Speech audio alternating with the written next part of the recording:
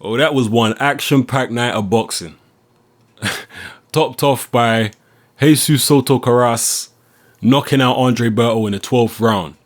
In another action-packed fight, Andre Berto in this fight looked faster, stronger, and bigger than he has in any fight for the last few years. I mean, it was very, very noticeable, even from his pictures in training, that he looked a lot more muscular and big than he has done recently. He looked a hell of a lot bigger than he did in the Guerrero fight.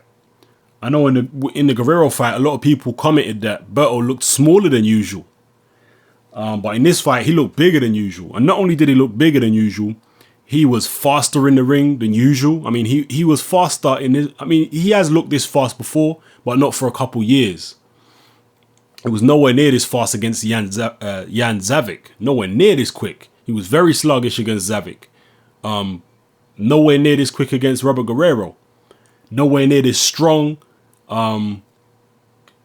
Also, you know, Berto did get hurt. He got stunned a little bit in the first round. And I think in the third or fourth round, he was also hurt quite badly by Soto Karass. But Berto had so much energy in this fight. I haven't seen him this energized in a very long time. So he looked bigger, stronger, more energetic. And even when he was getting hurt, he was recovering better than normal. Normally when Berto gets hurt, like when he got hurt against Victor Ortiz, it took him several rounds to get his legs back. Same thing happened with Robert Guerrero. In fact, in the Guerrero fight, I know Guerrero did a good job of pushing Berto to the ropes and smothering him. But at the same time, when he hurt Berto in the first round, Berto's legs were gone for several rounds. All right, he didn't recover for a long time in the Guerrero fight. But in this fight, he was recovering very quickly. He was coming back with uppercuts and quick shots. His energy level was incredible. And people are going to ask questions, and I think it's legitimate to ask questions of Andre Berto coming back with this type of energy level, you know, physically looking bigger than he's ever looked, stronger, you know, recovering from the shots better, faster. People are going to ask questions. He has failed a drug test before. Me personally, it's just my opinion, and this is not a fact. Obviously, this is just me speculating what I'm thinking in my head. I think Andre Berto was juiced up to the eyeballs in this fight. I seriously do. He fought a very reckless fight, even though he had, you know, tremendous speed and all that kind of stuff in this fight. And, you know, stamina. He was constantly throwing punches, recovering quick from shots. He was physically strong. Even though he had all that, his defense was all over the place. He was throwing shots when he didn't need to throw shots. He was managing to back Soto Karass up, overwhelming him at times. And at those moments, he should have just boxed a little bit. But Berto has no kind of... I don't know. There's no kind of ring savvy. I mean, he has savvy. He knows how to survive when he's hurt. We've seen that many times. But I'm talking about ring smarts. You know, he's not a smart fighter at all, Andre Berto, man. He's not a smart fighter at all on the offense. You know...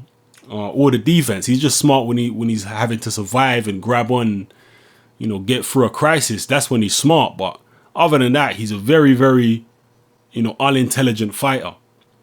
And he could have the speed that he displayed and the foot speed as well. Normally, Andre Berto in his last few fights, especially against Zabic, he was very flat-footed and he didn't show good foot speed. In this fight, he showed a hell of a lot of foot speed, but he didn't use it. He chose to stay in front of Soto Karass and try and slug it out with him and try and knock Soto Karass out. Karass did get hit with some big shots, but he never really looked like he was on the way out. He did go down, I think it was in the 11th round, from a low punch. The shot actually did land on the, you know, on the trunks. It was actually a low shot. Soto Karass only went down to try and get a little bit of respite. All right, because he thought that the referee was going to call it a low shot. When the referee called it a knockdown, Soto Karass was pissed. He got up and he went at Berto. But anyway, it was a back and forth fight. I personally, I've heard a lot of people say that they thought that Soto Karass was ahead. I thought Berto was ahead, to be honest with you. I thought he was landing most of the clean shots. Soto Karass was probably out throwing him.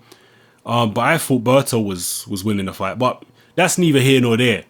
Because in the 12th round, Soto Karass came out, you know, looking for the KO. And he found it. He landed a left hook. Berto went down. he got up on very wobbly legs and the referee just waved it off straight away. It's Andre Berto's own fault, man, because he was fighting like a fool, man. He was boxing like a fool. He had the hand speed and everything, even the power to keep Soto Karass honest and to win the fight without too many problems. But I don't know what the hell he did in there. I don't know what he was playing at. I don't know what his plan was. But he fought like a man with... He fought like a guy that was high as hell, to be honest with you. I mean, there was very little thought process going into what he was doing. Now, style-wise, he did adjust his style a little bit. We saw a little bit of the shoulder roll that he tried in a Guerrero fight, but it was that style. It was the Mayweather shoulder roll-esque type situation mixed with the old Andre Berto style, right? It's like he was trying to blend two styles together. In his last fight with Guerrero, he tried to go completely Philly shell.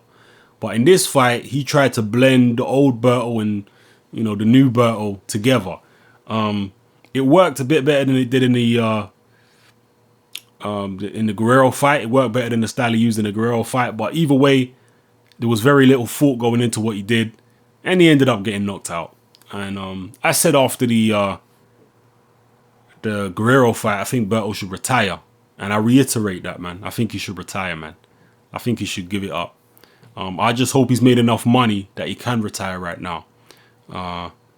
And if we see him in any big fights against big opponents, I don't expect him to look that fast or that sharp or that explosive, because like I say, me personally, I believe he was on something in this fight. And so if he was to fight, I mean, God forbid he was to fight a Mayweather, you would never see him that explosive and fast against Mayweather, because he'd have to take the test and he'd have to come in clean. That's just me speculating, all right? That's not me saying it's a fact. That's just what I'm thinking in my head. So anyway, it was an entertaining fight. Berto gets stopped for the first time in his career.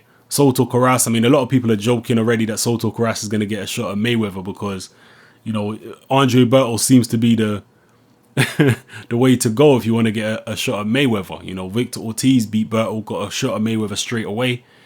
Now Guerrero beat Berto, he got a shot at Mayweather. And now Soto Karass has beat Berto. maybe he'll get a shot at Mayweather if Mayweather comes through Canelo Alvarez. So yeah, I'm pretty tired now, man. So this is going to be my last video tonight. So yeah, leave your comments in the comment section below. Let me know how you felt about this fight. Where do you think both of these fighters go from here? This is Hatman. I'm out.